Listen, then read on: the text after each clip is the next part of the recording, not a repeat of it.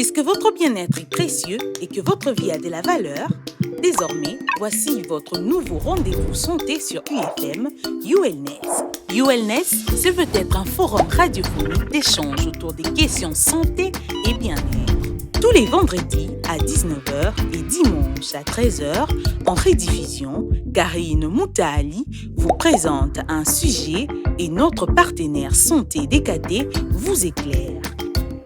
ULness, votre santé nous intéresse. Bonsoir fidèles auditeurs, vous êtes à l'écoute du Urban FM 94.7 UFM. Vous pouvez télécharger notre application radio et suivre toutes nos émissions. N'oubliez pas aussi notre chaîne YouTube Urban FM 94.7. Je suis Karine Moutaali et vous êtes à l'écoute de votre magazine santé ULness qui donc vous est présenté par moi bien évidemment en collaboration avec notre partenaire santé DKT. Ce soir nous allons donc parler des dysfonctions érectiles, on en parle. Eh bien, c'est un problème qui touche plus d'un homme, en tout cas en République démocratique du Congo, mais aussi par le monde. Problème d'érection, panne, on peut l'appeler aussi comme ça, on peut l'appeler aussi impuissance. Comment s'en sortir? Quelles sont les causes? On en parle. C'est un problème qui touche beaucoup de foyers, mais qui peut aussi être à la base des séparations de couples. Et ils sont souvent aussi à l'origine des détresses psychologiques. Pour en savoir un peu plus sur la dysfonction érectile, on a donc avec nous le docteur Jean-José Walombi, qui est donc gynécologue obstétricien aux cliniques universitaires de Kinshasa. Il est également président honoraire de gynécologue du Congo, en sigle SCOGO. Il est avec nous ce soir pour le compte de DKT. Bonsoir docteur. Bonsoir madame. Ravi de vous revoir encore sur ce plateau. Un plaisir partagé. Alors, comme je le disais tout à l'heure, vous êtes gynécologue obstétricien. Et donc là, vous êtes notre expert DKT pour ce numéro. On revient, c'est vrai qu'on a parlé un tout petit peu de ce sujet déjà, mais c'était pas en long et en large. J'espère qu'aujourd'hui, on va très bien le décortiquer en votre compagnie. Dysfonction érectile, on en parle. Mais avant d'en parler, on fait un petit rappel sur qui est DKT, quelle est sa mission, puisque si nous sommes dans cette émission, c'est aussi grâce à DKT. Merci beaucoup, Madame Karine, pour nos auditeurs ou téléspectateurs, je ne sais pas si internautes, oui, avec internautes, YouTube, hein. oui. Voilà, nous allons brièvement présenter DKT. C'est une abréviation, nous allons revenir sur ça plus tard. C'est une ONG, DKT, c'est une ONG internationale qui est basée aux États-Unis, précisément à Washington. Et DKT RDC est une filiale de cette ONG. Alors, DKT RDC fonctionne depuis 2009 dans notre pays. Et aujourd'hui, cette ONG couvre pratiquement 18 provinces. Et l'objectif, c'est d'atteindre toutes les 26 provinces. Et c'est un processus qui est en cours. D'accord. Alors, par rapport à sa mission, DKT est surtout connu comme étant un leader dans le marketing social, précisément dans le domaine de la santé, de la reproduction. Pour être plus précis, DKT intervient dans la régulation des naissances, donc offre des services de planification familiale. DKT s'occupe également des infections sexuellement transmissibles, y compris le VIH et SIDA. Et DKT s'occupe également d'autres aspects de la santé qu'on appelle santé sexuelle et reproductive. Et c'est dans ce contexte-là que nous allons parler aujourd'hui de la dysfonction érectile.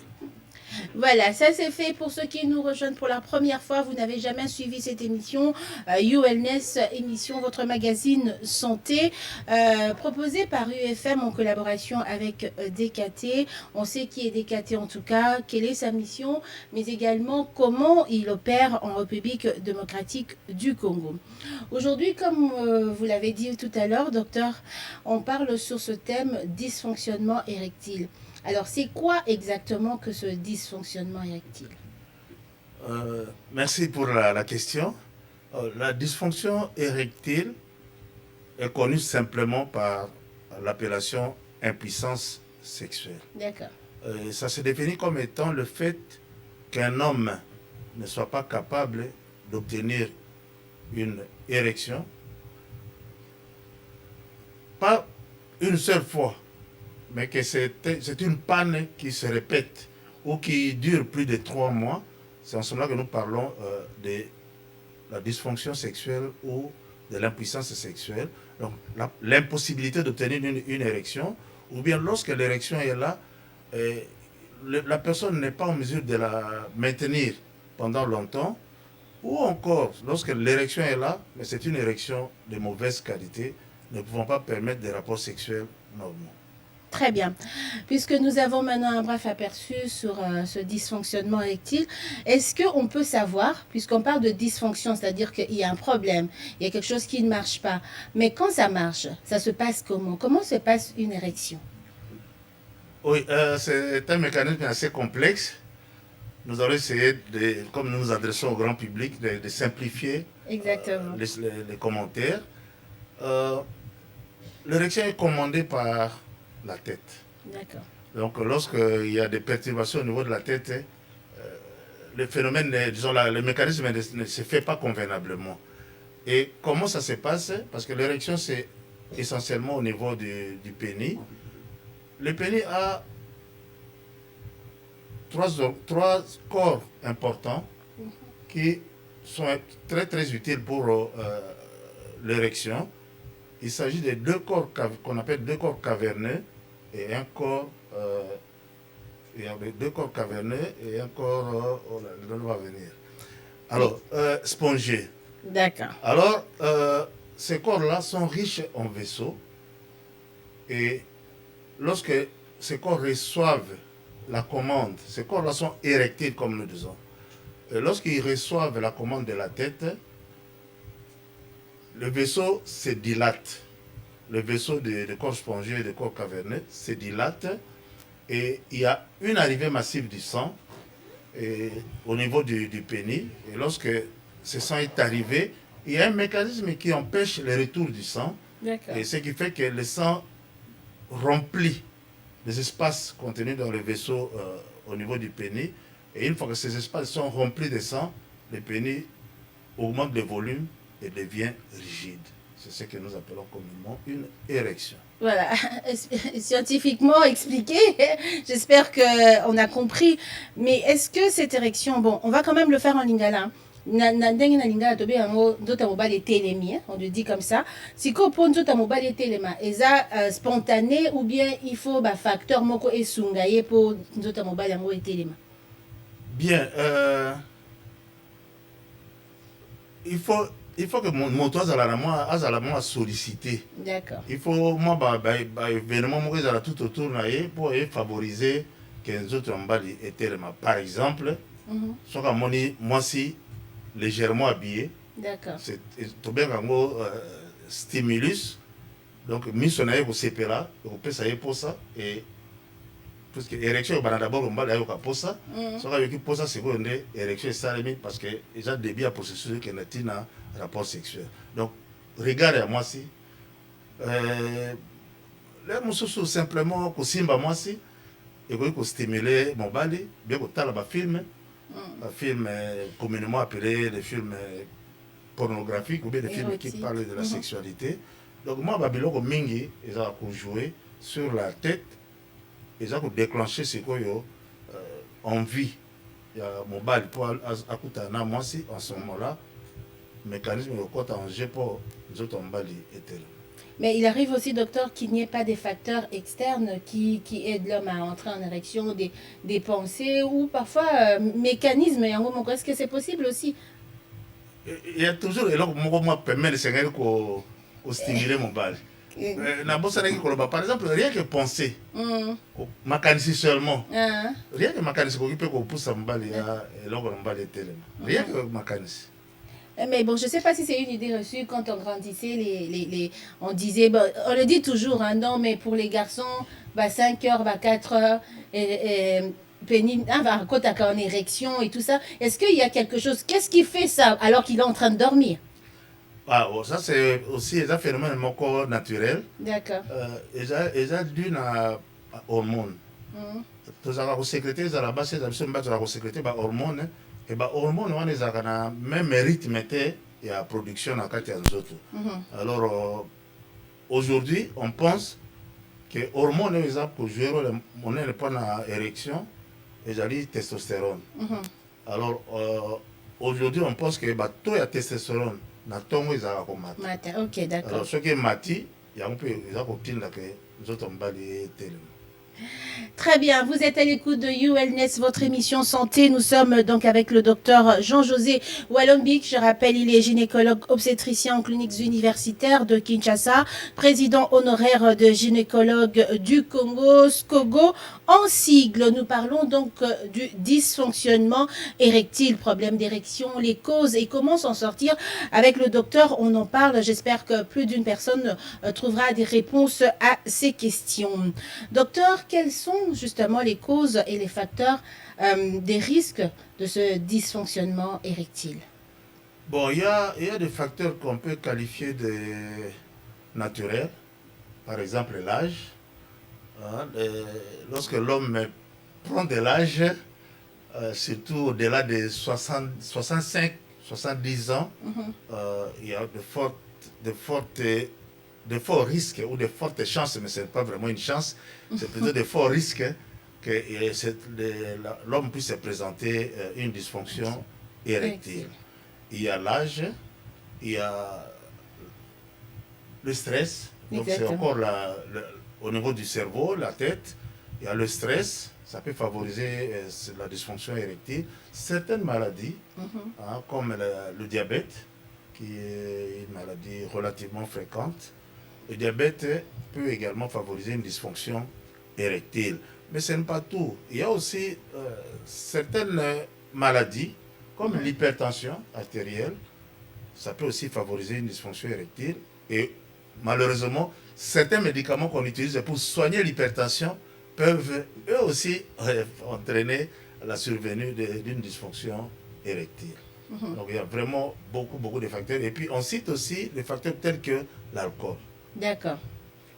L'alcool pris à plus ou moins faible quantité peut stimuler. Mais à de fortes doses, ça déprime. Donc il y a l'alcool. On cite aussi la cigarette. La cigarette contient un produit qu'on appelle la nicotine qui agit sur les vaisseaux, sur les artères, sur les veines. Et ça peut abîmer les veines ou les vaisseaux au niveau du pénis et entraîner une dysfonction érectile. Il y a beaucoup de choses. Même certains sports exagérés, on dit par exemple le vélo. C'est un sport intéressant, mais on semble l'incriminer également dans la survenue de la panne érectile. Très bien. Alors, docteur, il y a un petit témoignage d'une dame, elle s'appelle Cécile. Elle voudrait savoir, dans son témoignage, elle dit qu'elle était fiancée à un homme, mais ils se connaissaient pas sexuellement. Ils se sont jamais connus sexuellement. Et une fois dans le mariage, l'homme n'arrivait justement pas à avoir d'érection. Et après consultation, l'homme est allé consulter seul. Après consultation, docteur, on a dit à l'homme, c'est ce qu'il a rapporté à la femme, que la cause de son manque d'érection était due à l'apnée du sommeil et la femme n'y a pas cru. Est-ce que ça peut être l'une de causes réelles, en tout cas, est-ce que c'est réel que ça puisse être parmi les causes de manque d'érection? Oui, on cite l'apnée du sommeil. C'est un phénomène qui est assez rare, mais puis, souvent l'homme est inconscient quand il développe l'apnée du sommeil. Mais si on développe une apnée du sommeil, ça veut dire qu'on ne respire pas. Et donc, en principe, beaucoup d'autres fonctions organiques peuvent être inhibées. Très bien. Merci beaucoup, docteur, pour cette réponse. Alors, pour toutes ces informations, j'espère qu'on arrive à suivre. Alors, si nous avons bien compris, tout homme qui rencontre des difficultés à avoir une érection souffre nécessairement de dysfonction érectile, vrai ou faux? Non. Quand nous disons impuissance, vous avez dit impuissance, n'est-ce pas? Voilà. Quand nous disons impuissance masculine, par exemple, c'est synonyme la dysfonction, synonyme du terme ou du concept dysfonction érectile. D'accord. Donc le terme est simple, c'est l'impuissance. mais le terme un peu scientifique, c'est la dysfonction érectile. Très bien. Alors, quand un homme est, à quel moment, allais-je dire, docteur, un homme est-il considéré comme un homme impuissant? Bien, si la personne a rempli les critères que vous avez énumérés au début de l'émission, c'est-à-dire la personne n'est pas capable d'obtenir une érection, quelle que soit la stimulation. Ça, c'est un des critères. Deuxième critère, c'est que la personne, quand elle obtient une érection, c'est une érection de mauvaise qualité. D'accord. Donc l'organe mâle n'est pas suffisamment rigide. Un troisième critère, c'est que lorsque l'érection est là, la personne est incapable de maintenir l'érection suffisamment pendant longtemps pour lui permettre d'avoir des rapports sexuels normaux. Mais tous ces critères-là peuvent arriver de façon, comment dirais-je, provisoire ou de façon temporaire. Là, ce n'est pas encore un problème. Mais si ce que nous venons d'évoquer comme critères se répète ou bien dure pendant plus de 3 mois, en ce moment, nous parlons de l'impuissance. Donc, la fréquence pour savoir qu'on est dans cette période d'impuissance, c'est 3 mois ou plus. 3 mois ou plus. D'accord, 3 mois ou plus. Mais tout à l'heure, vous avez parlé de maintenir une mauvaise érection, c'est-à-dire ne pas pouvoir maintenir le pénis rigide pendant longtemps. Alors, une bonne érection, il faudrait que le pénis reste rigide pendant quel laps de temps? Rigide pendant tout l'acte sexuel. D'accord. Tout simplement. Tout dépend maintenant de la capacité qu'a l'homme de gérer l'activité sexuelle pour qu'elle prenne un peu de temps. Parce qu'une femme, généralement, n'atteint pas une satisfaction convenable lorsque le rapport sexuel est très court. Alors, il est possible, docteur, de commencer avec une bonne érection, mais à mi-chemin, justement, perdre cette érection. Est-ce que ce sont des causes externes qui sont à la base ou bien c'est personnel? Généralement, si l'érection était bonne au début et que la personne est en train de perdre au cours du rapport sexuel, probablement, c'est au niveau psychologique. Psychologique. C'est vraiment au niveau psychologique. Peut-être que la personne n'est pas très... ou la personne, pendant l'acte, a peur d'échouer ou qu'elle a déjà connu l'expérience d'échec par le passé. Alors, c'est dit que ça ne va pas arriver encore cette fois-ci. Il peut être déprimé un peu et puis... Ou soit son partenaire lui renvoie un très mauvais message de ce qui est en train de se passer. Ça veut dire qu'il y a manque d'enthousiasme de la part de l'autre, ça peut aussi faire baisser l'érection. Je ne suis pas sûr. D'accord. Parce que la femme, en fait, n'est pas très active.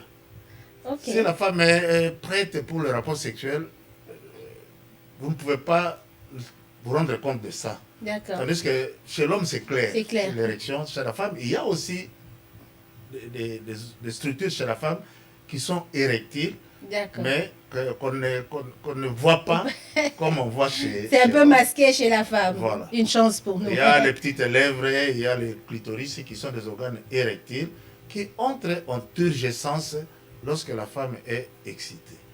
Mais on ne les voit pas. Mais on peut parler, puisqu'on parle d'impuissance, c'est vrai que quand on parle érectile, on voit l'homme, mais on peut aussi parler d'impuissance chez la femme? C'est possible?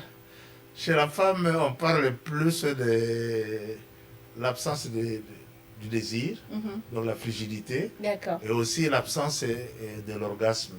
Donc la femme n'atteint pas le sommet, le plateau du plaisir pendant les rapports sexuels. Très bien. Dysfonctionnement érectile, fidèles auditeurs, c'est notre sujet de ce soir dans notre magazine Santé ULNES. Nous allons marquer une courte pause, mais cette courte pause, fidèles auditeurs, c'est pour vous écouter. Écoutez donc vos quelques questions envoyées pour que le docteur puisse vous répondre. À tout de suite. ULNES, votre rendez-vous santé sur UFM. Salut docteur, moi c'est Adassa Yang.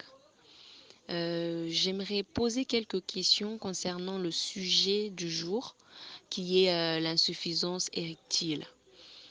Tout d'abord, il y a ces hommes qui savent, au fait, qui sont au courant qu'il y a quelque chose qui ne va pas avec leur corps et tout. tellement qu'ils sont complexés, ils ne veulent pas en parler à leur partenaire, par exemple, de part qu'il soit un sujet de moquerie et tout consort. Maintenant, face à ces genres d'hommes, qu'est-ce qui démontre au fait? Comment peut-on savoir que mon homme a un problème, il a l'insuffisance érectile? Quel est l'élément central au fait qui démontre que cette personne a l'insuffisance érectile? Et la deuxième question est de savoir quelle est la cause au fait? Qu'est-ce qui provoque cette maladie de l'insuffisance érectile? Et la troisième et dernière question, c'est de savoir est-ce qu'il existe des produits, des remèdes pour guérir cette maladie ou bien c'est le contraire? C'est ça comme question, c'est ce que j'avais comme question à poser, docteur. Bonjour docteur, je m'appelle Christian Ekoumé. En fait, ma question serait de savoir en premier si l'insuffisance érectile est due à quoi. Et ma deuxième question serait de savoir, et cela varie de quel âge? De quel âge, genre, cette maladie peut débuter chez un être humain à partir de quel âge?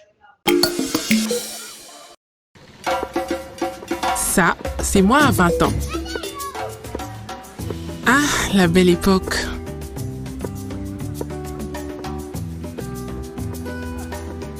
À 20 ans, je rêvais de finir mes études. Alors, j'ai mis toutes les chances de mon côté pour être à l'aise.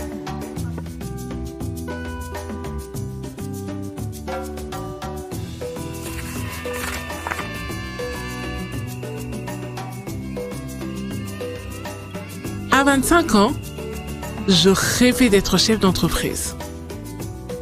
J'ai travaillé sans relâche pour y arriver. J'ai pris mes précautions pour que rien ne vienne cacher mes efforts.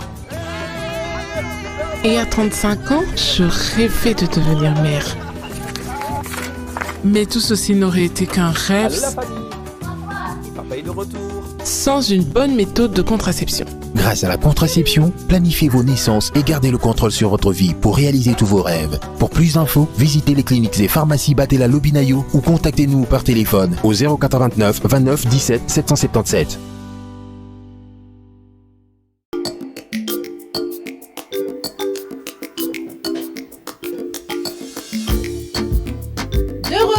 Vous êtes à l'écoute de UFM 94.7. Nous sommes sur notre application radio Urban FM 94.7 téléchargeable sur Play Store mais également sur YouTube Urban FM 94.7 depuis quelques minutes avec le docteur Jean-José Walombi qui est gynécologue obstétricien aux cliniques universitaires de Kinshasa mais également président honoraire de gynécologue du Congo. SCOGO en sigle est avec nous. Nous parlons du dysfonctionnement érectile. Alors, les quelques questions, docteur, qu'on vient d'écouter de la part des auditeurs et internautes.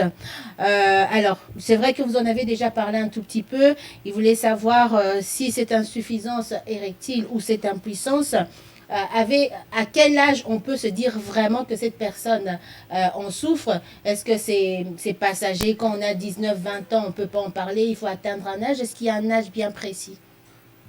Bien, ça peut atteindre les hommes de tout âge. D'accord. Mais la fréquence est beaucoup plus faible chez les hommes jeunes. D'accord. Donc c'est moins de 10%, peut-être même moins de 5%, c'est des personnes jeunes. Mais à partir de 40-45 ans, on peut avoir des hommes qui se plaignent réellement de l'impuissance sexuelle. Très bien.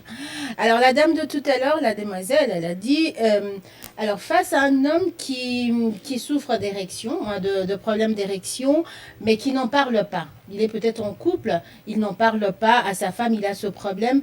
Comment on peut réagir? Comment savoir justement qu'il a ce problème s'il n'en parle pas? Est-ce qu'il y a un mécanisme pour reconnaître que tel homme a ce problème de dysfonction érectile? Bien, si c'est un couple, ça signifie donc ils vont rester longtemps ensemble sans rapport sexuel. Donc, probablement, c'est la femme qui va être la première à se plaindre. Et elle peut, par conséquent, encourager son conjoint à aller voir un médecin D'accord. ou un sexologue dans les pays où ils sont nombreux. Nous en avons aussi, ou un sexologue ou un psychiatre ou un psychologue médical. Mais il faudra donc que les couples comprennent qu'il s'agit là d'un problème qui peut trouver une solution. Voilà. Donc, il faut qu'ils soient conscients qu'on peut soigner. Parce que s'ils ne sont pas convaincus qu'on peut soigner, ils ne chercheront pas à voir un médecin, un psychologue, un neurologue, ainsi de suite. Mais on sait que souvent les hommes ont du mal à en parler. C'est un problème tabou, surtout en Afrique, parler d'impuissance ou de problèmes érectiles. Mais est-ce qu'il y a un moyen de soigner une personne qui a une telle maladie? Enfin, je ne sais pas si ça peut être contre sa volonté ou sans qu'il les sache. Il y a des mécanismes. C'est la question de la dame. Comment contourner une personne qui ne veut pas en parler ou ne veut pas se faire soigner? Ben, je pense qu'on ne peut pas soigner la personne sans qu'elle soit informée de ce qu'on peut faire avec son corps.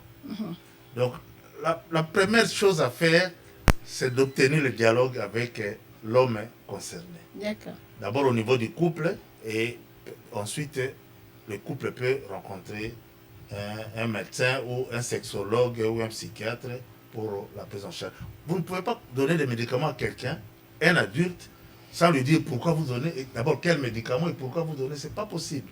Il faut que la personne soit consciente qu'il a un problème et qu'elle accepte, qu'elle se convainque d'abord que ce problème-là peut être résolu, et enfin qu'elle accepte de se rendre chez une personne qui peut l'aider à trouver la solution. Mais soigner à son insu, je ne pense pas que ça soit médical. Très bien. Alors, docteur, à la question de l'auditeur de savoir un peu perdu, on parle de cette impuissance comme étant panne ou comme étant maladie. Quand on parle de panne, c'est quoi? Et maladie, c'est quoi entre les deux? Bon, quand nous disons panne, ça veut dire quelque chose qui ne fonctionne pas bien. Et lorsqu'il y a une panne, on répare. Maladie, on peut considérer ça aussi comme une maladie, ou plutôt la manifestation de certaines maladies. D'accord.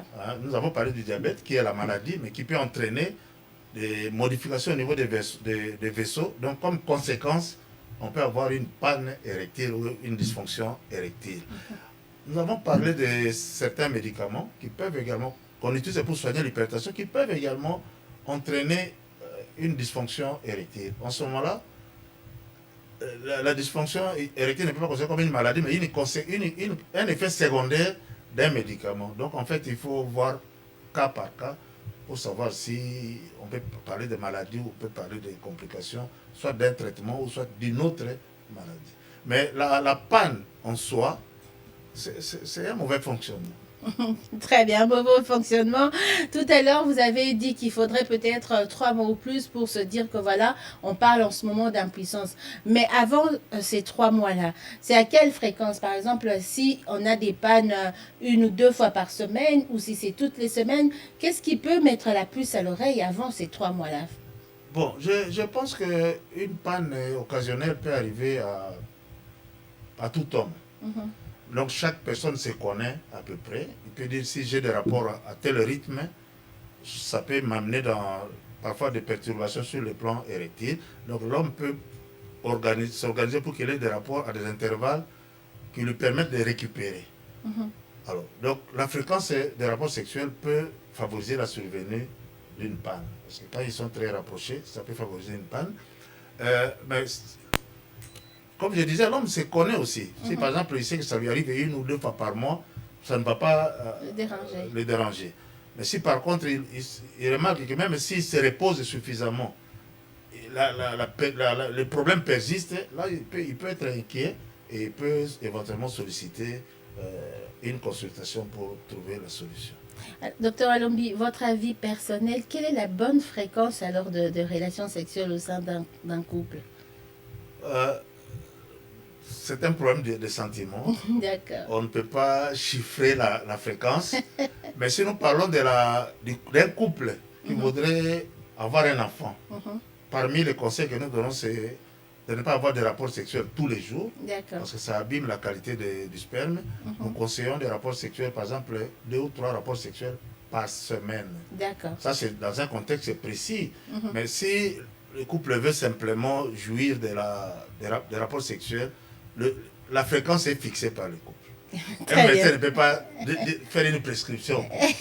Est-ce que cette fréquence aussi, le facteur âge entre en ligne de compte?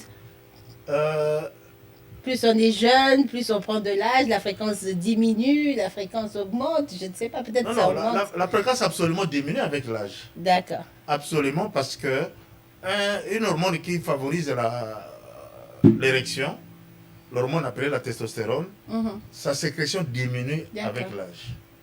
Ça diminue, ça ne disparaît pas, mais ça diminue avec l'âge. Déjà même à partir de 35 ans, sa production commence à diminuer.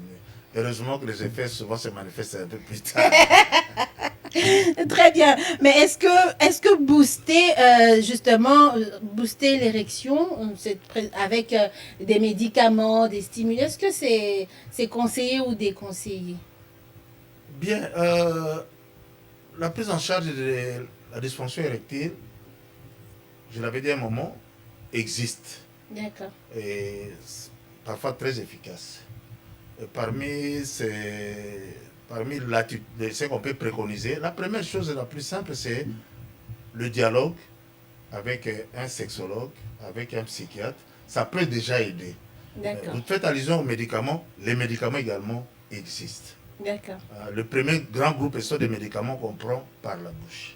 Très bien. Et nous ne conseillons pas que les personnes concernées aillent acheter les médicaments sans prescription médicale. Les tradis et tout, on prend des herbes aujourd'hui. Nous avons des médicaments de la médecine occidentale qui sont efficaces, mais il faut faire attention parce qu'il y a aussi des contre-indications à leur utilisation. Très bien. Alors, docteur, lorsqu'un homme souffre de cette baisse de désir, puisque parfois c'est que baisse de désir qui intervient, est-ce que ça devient nécessairement une impuissance? Non, ça c'est deux choses différentes. Il y a la baisse du désir sexuel, c'est simplement la personne est sollicitée, mais il n'a pas envie.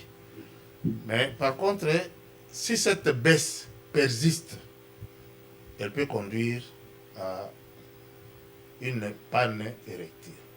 Parce que par manque d'intérêt, donc c'est un peu comme un réflexe, la personne va développer une dysfonction érectile. D'accord. Alors, la dysfonction érectile est-elle seulement un problème qui est relié au pénis ou pas? La physiologie se concentre sur le pénis.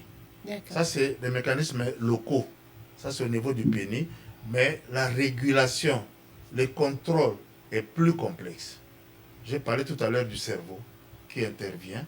Donc, s'il y a des problèmes au niveau du cerveau, ça peut entraîner également une panne érectile.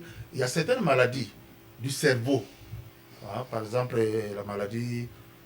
Vous voyez par exemple de très vieilles personnes, quand elles veulent prendre même un verre, la main tremble. On appelle ça la maladie de Parkinson, c'est au niveau du cerveau. Et cette maladie-là, par exemple, peut entraîner une panne érectile. Il y a d'autres maladies, surtout neurologiques, qui peuvent également entraîner une panne érectile. Mais il y a aussi la part de certains actes chirurgicaux. D'accord. Comme par exemple, une personne a un cancer de la prostate, et qu'on a opéré, la personne peut devenir impuissante. Très bien.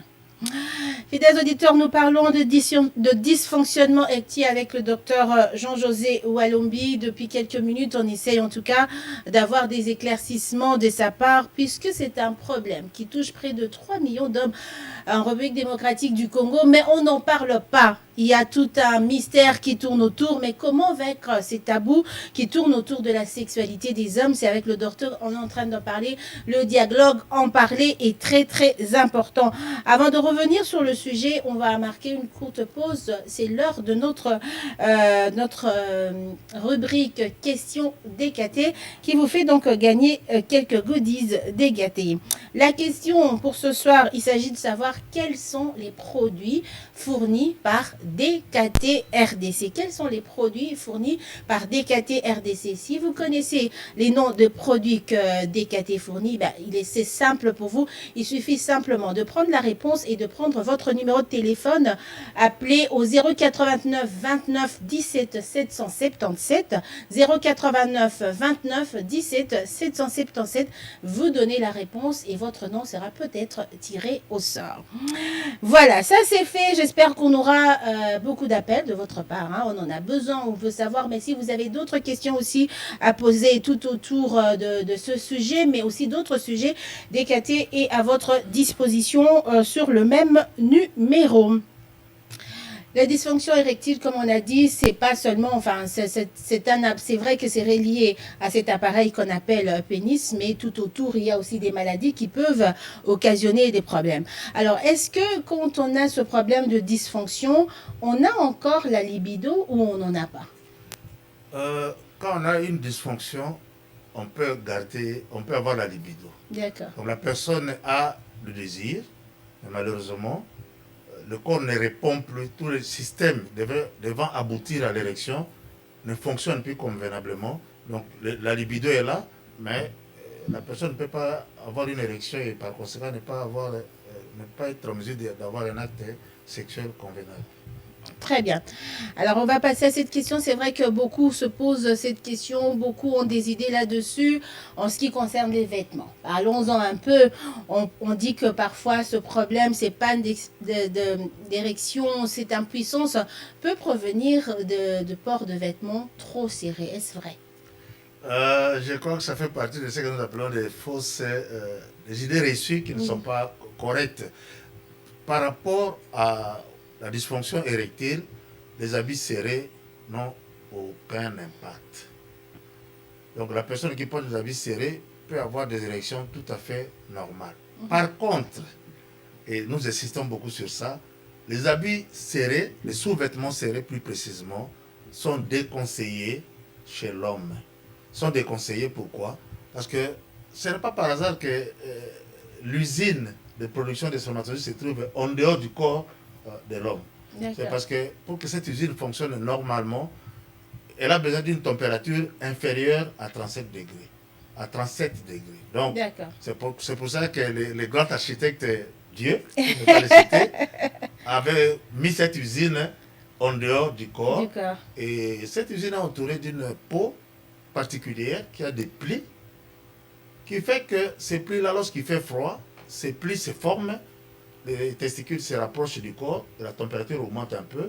Lorsqu'il fait très chaud, ces plis se relâchent, et amenant ainsi les testicules à être un peu plus éloignés de la température corporelle. C'est ce mécanisme-là qui fait que la température au niveau des testicules est plus ou moins constante, et elle est inférieure à la température corporelle.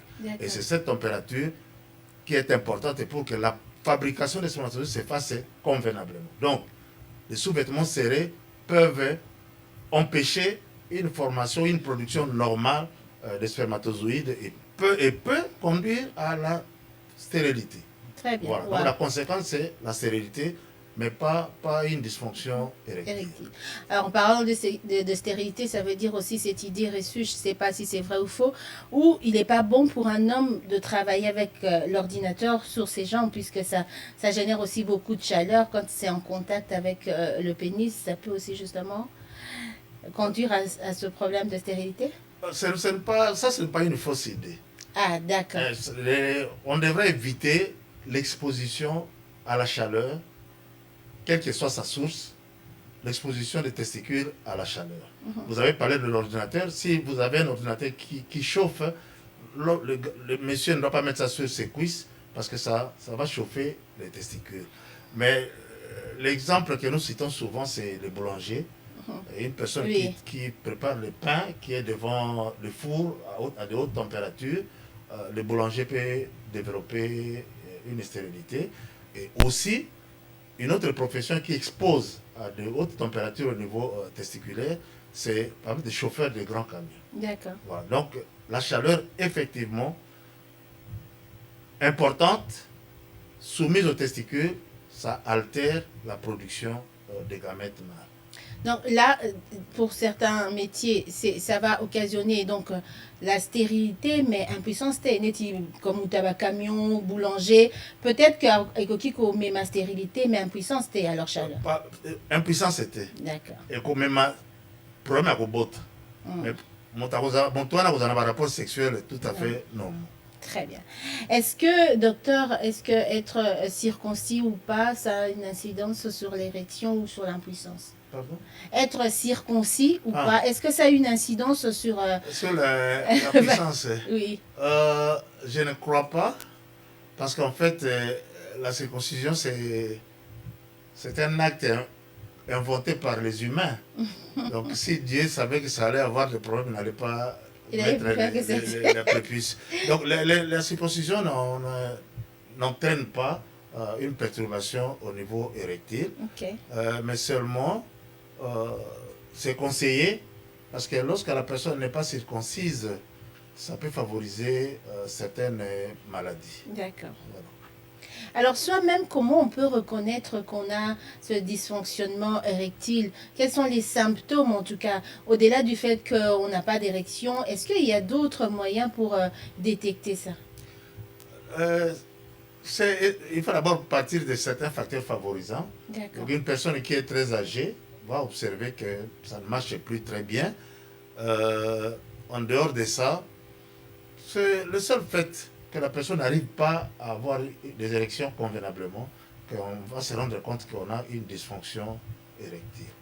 Il n'y a pas un moyen, par exemple, des laboratoires. Non. On peut doser les hormones, mais c'est le plus important. On peut donner les hormones pour savoir que tel hormone a un peu baissé, mais vraiment la manifestation, c'est des troubles, disons l'absence d'érection ou une érection insuffisante.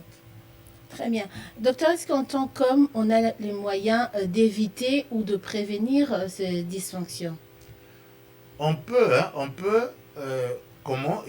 La prévention primaire, c'est éviter les facteurs qui favorisent sa survenue. D'accord. Nous avons évoqué, bon, l'âge, on ne peut pas éviter l'âge. L'âge, c'est...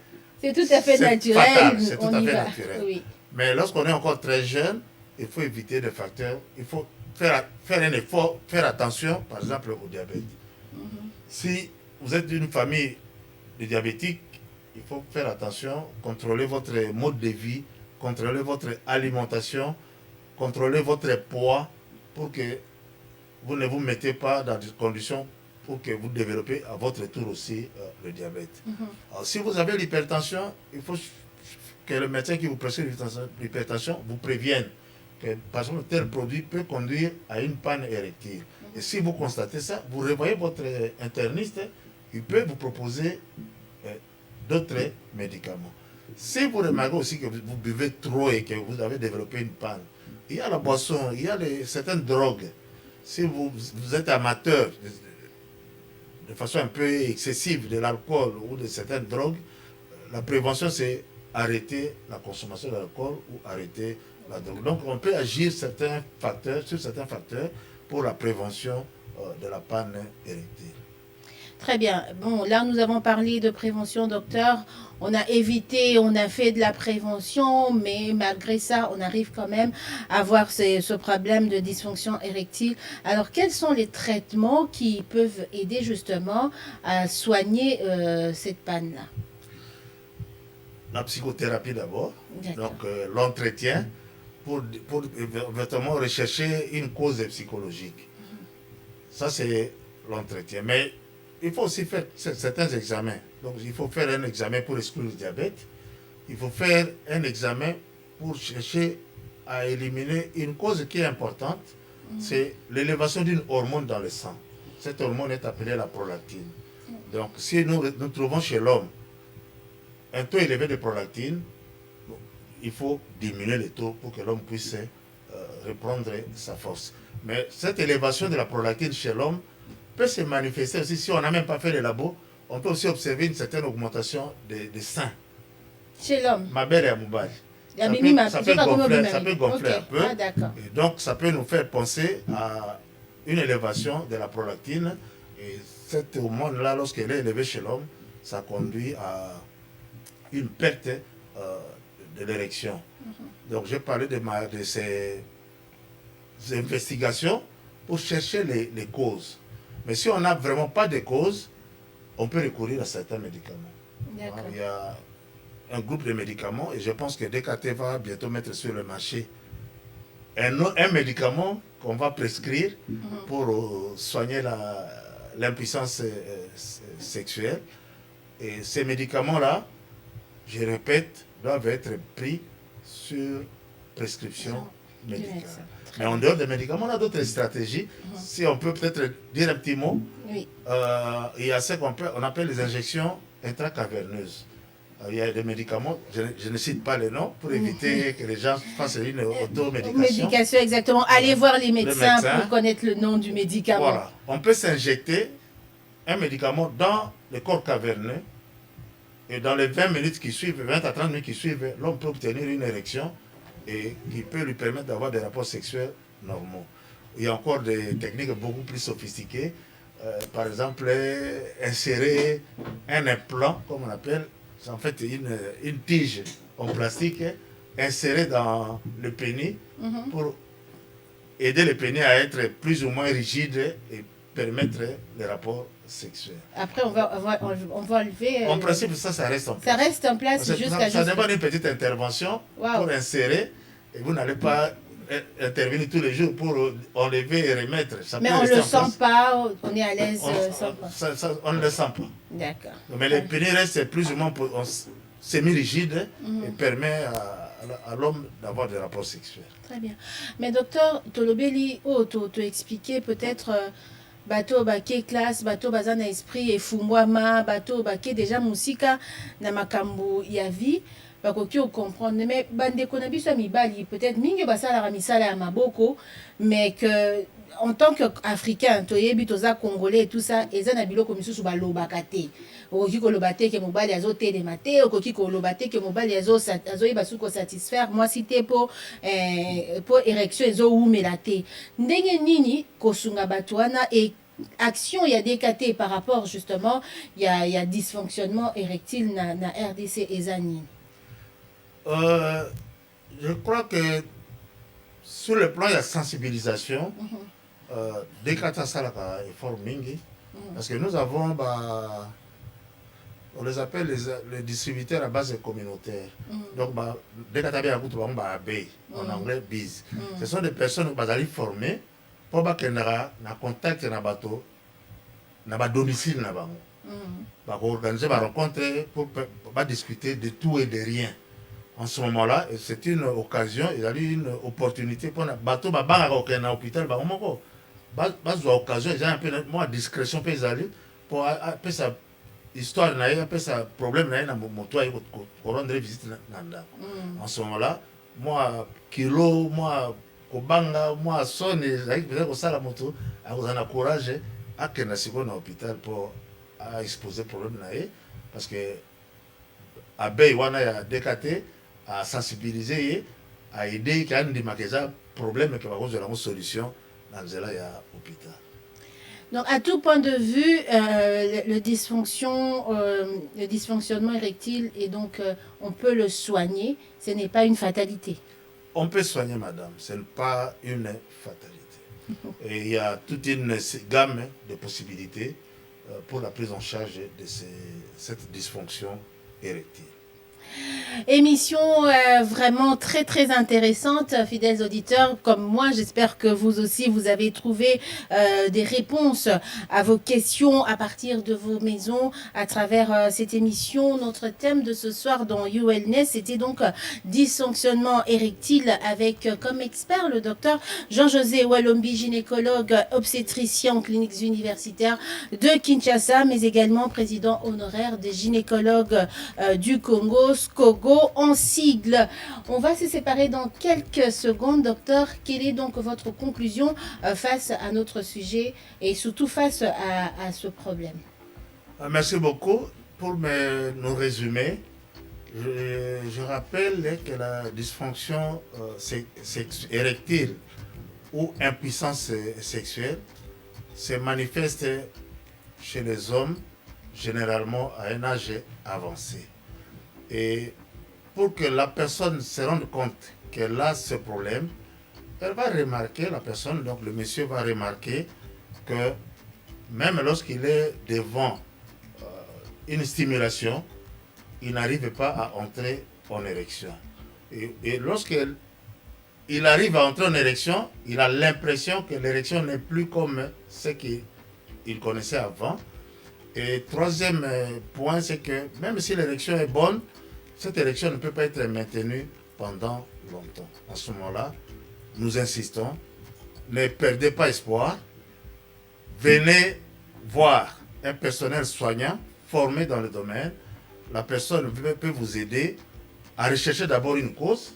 Si on ne trouve pas une cause organique, il y a la psychologie.